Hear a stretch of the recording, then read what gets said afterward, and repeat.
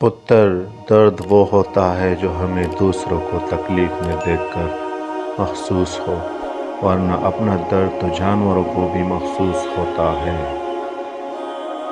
ایک بے سمجھ اور بے انصاف آدمی ساری عمر یہی سمجھتا رہے گا کہ وہ ایک ٹارگٹ ہے، ایک نشانہ گاہ ہے اور اس پر مسلسل تیر اندازی ہو رہی ہے، لیکن جب وہ خود احتسابی کے عمل سے گزرے گا تو اسے پتہ چلے گا وہ ایک نشانہ ہی نہیں، ایک تیر بھی ہے جو وقت بے وقت چلتا رہتا ہے اور خوب زخم دیتا ہے۔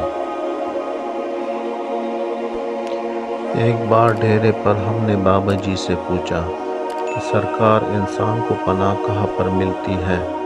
تو فرمانے لگے، ماں کی آغوش میں، اگر وہ میسر نہ ہو تو والدین کی دعاؤں میں، اگر وہ بھی بدقسمتی سے نہ ملے تو علم میں، وہ علم کتابی یا حساب الجبر کا ہی نہیں، ایسا علم جس سے آپ کی ذات، روح اور دوسروں کو فائدہ پہنچے، وہ خدا کی مخلوق کے لیے زحمت نہ بنے۔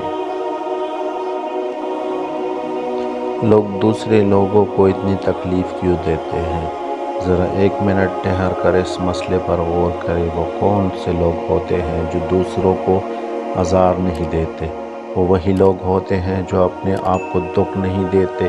ان کے اندر دکھ اور آزار کا لاوا اتنا شدید نہیں ہوتا کہ وہ ابل کر دوسروں پر گرنے لگے۔ چنانچہ نتیجہ یہ نکلا کہ دوسروں کو حفاظت میں رکھنے کے لیے خود کو حفاظت میں رکھنا بہت ضروری ہے۔ اصل میں خود کریمی ہی مخلوق کی کریمی ہے۔